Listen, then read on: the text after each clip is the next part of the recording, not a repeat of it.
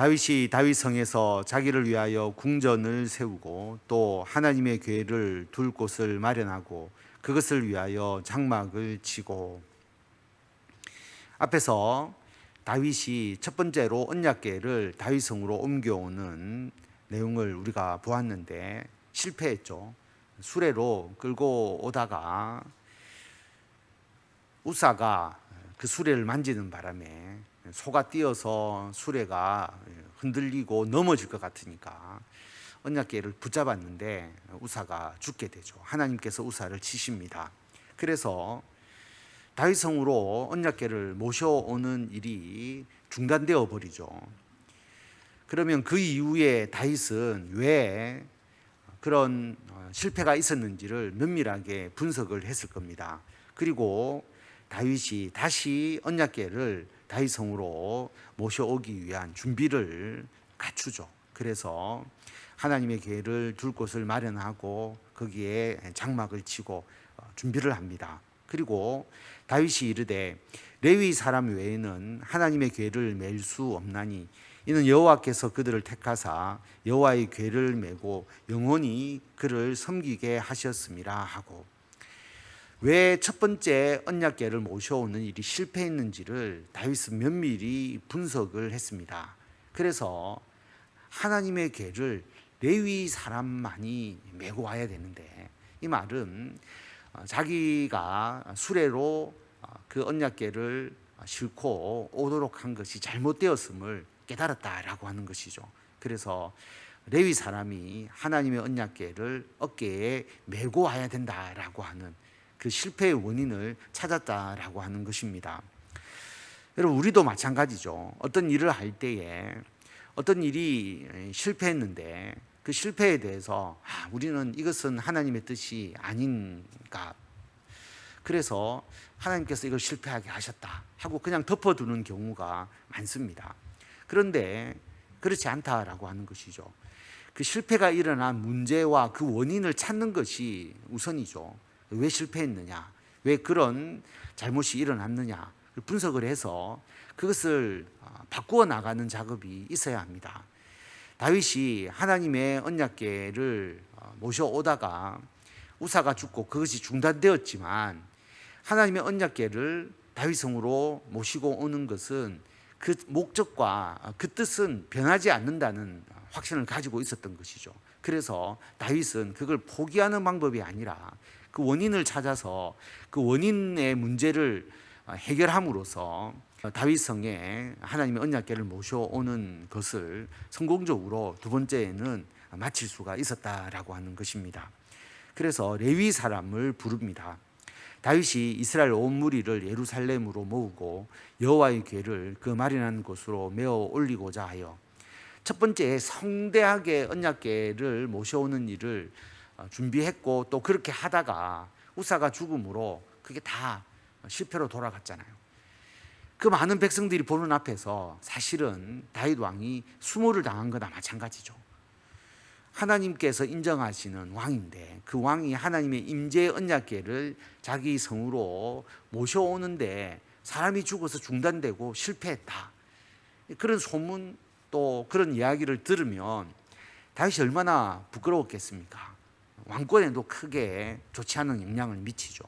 그런데 두 번째 할 때 또 실패하면 어떡하나, 그래서 좀 은밀하게 행사를 축소해서 그렇게 할 수도 있는데 다윗은 그렇지 않습니다. 더 성대하게 더 준비해서 자기가 하나님의 그 언약궤를 다윗 성으로 옮겨오는 그 자체를 모든 백성들과 공유하려고 하고, 그래서 하나님 중심의 신앙임을 나타내려고 하고, 과거에 자기의 실패를 부끄러워하지 않는 것이죠. 그때는 내가 실패했지만 이번에는 이러한 방법을 통해서 하나님께서 나와 함께 하심을 모든 백성들에게 알리고 또 그들에게 하나님 중심의 신앙을 가르치려고 하는 부분들이 있습니다. 또 실패하면 어떡하죠? 그래도 감수하겠다라고 하는 것이죠. 온 백성들 앞에서 또 실패하면 나의 부족함이 또 있는 것이고 그것을 고쳐서 다윗 성으로 하나님의 언약궤를 모셔오겠다, 이런 확고한 의지와 하나님의 뜻에 대한 믿음이 있었기 때문에 다윗이 두 번째에 이렇게 언약궤를 옮겨올 수 있게 된 것입니다. 그래서 레위 사람을 모으죠. 다윗이 아론 자손과 레위 사람을 모으니 그앗 자손 중에 지도자 우리엘과 그의 형제가 120명이요 무라리 자손 중에 지도자 아사야와 그의 형제가 220명이요 게르솜 자손 중에 지도자 요엘과 그의 형제가 130명이요 엘리사반 자손 중에 지도자 스마야와 그의 형제가 200명이요 헤브론 자손 중에 지도자 엘리엘과 그의 형제가 80명이요 엘리사반 자손 중에 지도자 스마야와 그의 형제가 200명이요 헤브론 자손 중에 지도자 엘리엘과 그의 형제가 80명이요 우시엘 자손 중에 지도자 암미나답과 그의 형제가 112명이라. 그래서 레위 자손들을 제사장들을 모아서 이 언약궤를 옮겨오는 작업을 준비를 하도록 합니다. 다윗이 제사장 사독과 아비아다를 부르고 또 레위 사람 우리엘과 아사야와 요엘과 스마야와 엘리엘과 암미나답을 불러 그들에게 이르되 너희는 레위 사람의 지도자이니 너희와 너희 형제는 몸을 성결하게 하고 내가 마련한 곳으로 이스라엘의 하나님 여호와의 궤를 메어 올리라. 자, 제사장들이 어깨에 메고 하나님의 언약궤를 운반해 오려고 하면 제사장이 거룩해야 되겠죠. 그래서 그들의 몸을 성결하게 하고 하나님의 언약궤를 옮겨오는 일을 만반히 준비할 수 있도록 그렇게 합니다. 그런 의미도 있는 것 같아요. 하나님께서 수레에 싣고 오면 너무 편하잖아요. 그런데 사람과의 접촉이 없잖아요. 그러면 우리들이 하나님 앞에서 거룩해야 된다라고 하는 것, 그런 인식을 가지기 어렵지 않습니까? 수레가 끌고 오는데 뭐 우리는 떨어져 있고 내가 거룩해야 된다는 생각을 가지지 않는데 제사장이 하나님의 언약궤를 어깨에 메고 그렇게 간다면 당연히 그런 마음이 들겠죠. 더 성결하게 하고 더 하나님 앞에서 깨끗한 모습으로 내가 서야 된다는 그런 마음을 가질 것입니다. 전에는 너희가 매지 아니하였으므로 우리 하나님 여호와께서 우리를 찢으셨으니 이는 우리가 규례대로 그에게 구하지 아니하였음이라 하니, 매지 않았다라고 하는 거죠. 수레에 끌고 와서 하나님께서 우리를 찢으셨다. 그래서 우사가 그 언약궤를 붙잡다가 죽었다. 그 실패의 원인을 정확하게 알았던 것이죠. 그래서 우리가 규례대로 하나님께 구하지 아니하였다. 하나님이 언약궤를 어떻게 운반해야 하는지를 출애굽 때부터 알려주셨는데 그 규례대로 행하지 않아서 우리가 실패한 것이다. 이것을 모든 백성들과 공유한 거죠. 그래서 그 다음에 다윗의 삶 속에서 백성들에게 이야기할 수 있잖아요. 우리가 하나님의 규례를 온전히 따르지 않았을 때 실패할 수밖에 없다. 우리 언약궤의 사건을 보지 않느냐. 하나님의 말씀대로 우리가 살아가야 된다. 오히려 자신의 실패를 백성들에게 교훈으로 삼아 줄 수도 있잖아요. 다윗은 그런 사람인 것 같아요. 항상 완벽하지 않고 실패하고 실수하고 죄를 지었지만 그때마다 그 자신의 실패의 원인을 하나님 앞에 온전히 자복하고 자신의 죄를 인정하고 하나님의 용서를 구하고 그것을 오히려 하나님 앞에 새로운 더 나은 신앙의 계기로 삼는 다윗의 모습, 하나님께서 다윗의 그런 모습을 좋아하지 않으셨나 그렇게 생각해 볼 수 있습니다.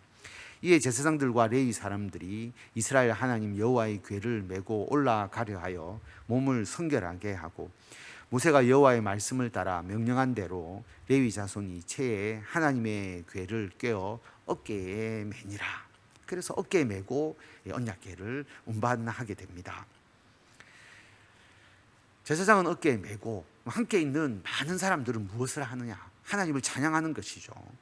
다윗이 레위 사람의 어른들에게 명령하여 그의 형제들을 노래하는 자들로 세우고 비파와 수금과 재금 등의 악기를 울려서 즐거운 소리를 크게 내라 하매 레위 사람이 요엘의 아들 헤만과 그의 형제 중 베레가의 아들 아삽과 그의 형제 므라리 자손 중에 구사야의 아들 에단을 세우고 그 다음으로 그들의 형제 스가랴와 벤과 야시엘과 스미라목과 여이엘과 운니와 엘리압과 브나야와 마세아와 마띠디아와 엘리블레후와 믹네아와 문지기 오벳에돔과 여이엘을 세우니 노래하는 자 헤만과 아삽과 에단은 놋 재금을 크게 치는 자요 스가랴와 아시엘과 스미라목과 여이엘과 운니와 엘리압과 마세아와 브나야는 비파를 타서 알라못에 맞추는 자요 마띠디아와 엘리블레우와 믹네아와 오벳에돔과 여이엘과 아사시아는 수금을 타서 여덟째 음에 맞추어 인도하는 자요 레위 사람의 지도자 그나냐는 노래에 익숙함으로 노래를 인도하는 자요 베레가와 엘가나는 궤 앞에서 문을 지키는 자요 제사장 스바냐와 요사박과 느다넬과 아미세와 스가랴와 브나야와 엘리에셀은 하나님의 궤 앞에서 나팔을 부는 자요 오벳에돔과 여이야는 궤 앞에서 문을 지키는 자이더라. 그래서 이들이 하나님을 모두 찬양합니다. 백성들도 하나님을 찬양했겠죠. 그래서 이에 다윗과 이스라엘 장로들과 천부장들이 가서 여호와의 언약궤를 즐거이 메고 오벳에돔의 집에서 올라왔는데 하나님이 여호와의 언약궤를 맨 레위 사람을 도우셨으므로 무리가 수송아지 7마리와 순양 7마리로 제사를 드렸더라. 하나님이 레위 사람을 도우셨다는 것은 안전하게 그 언약궤가 다윗성 안으로 들어왔다라고 하는 것입니다. 도착을 했다라고 하는 것이죠. 그래서 하나님의 도우심이 있어야 된다는 것은 분명하지 않겠습니까? 여러분, 이 제사장들이 어깨에 메고 걸어서 갑니다. 한 사람이 운반하는 게 아니잖아요.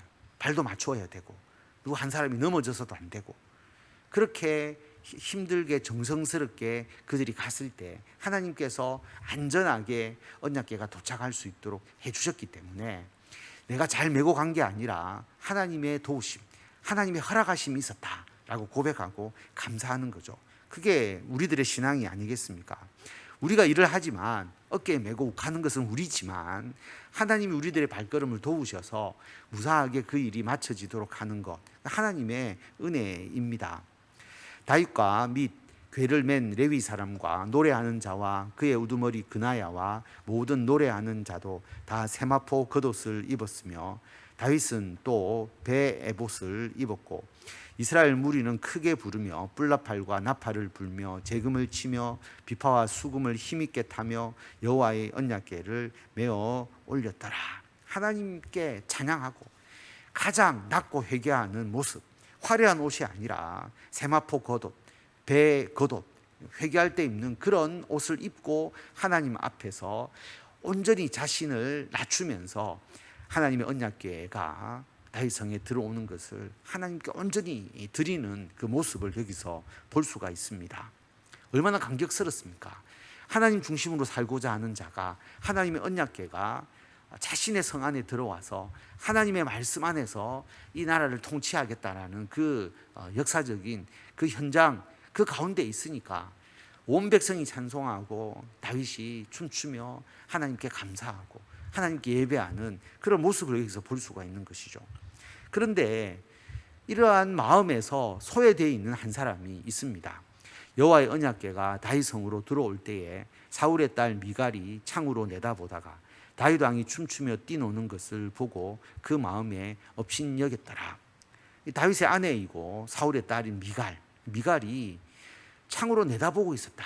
성 밖에서. 우리 같으면 어떻게 하고 있겠습니까? 그 현장에 자기도 가서 찬양하고 기뻐할 것인데 일단 창으로 내다보고 있었다는 것은 방관자적인 의미가 엿보이고요. 다윗이 거기서 너무 기쁘고 감사해서 춤추고 뛰논다 해서 막 노는 게 아니라 춤추며 하나님을 찬양하는 거죠. 그런데 그걸 보고 업신여기죠. 어떻게 왕이 채통도 없이 그렇게 할 수 있느냐. 그렇게 하면서 사실 이 사건 때문에 미갈과 다윗과의 관계가 깨어지죠. 그래서 미갈은 이 이후로 자녀가 없었다라고 하는 것이죠. 그래서 하나님의 이 기쁜 잔치에 미갈은 함께하지 못했다. 왜냐하면 왕의 채통을 먼저 생각했기 때문이다라고 하는 것입니다. 우리가 하나님의 일을 할 때에 우리 하나님 앞에서 어린아이와 같은 마음으로 주의 일을 해야지, 우리들의 어떤 명예, 우리들의 어떤 채통, 그거 다 생각하고 한다면 하나님 앞에서 자신을 높이는 것밖에 더 되겠습니까? 내가 이러한 사람인데 하나님, 내가 어떻게 이렇게 할 수 있습니까? 이런 이야기가 되어 버리잖아요. 그게 아니다라고 하는 것입니다.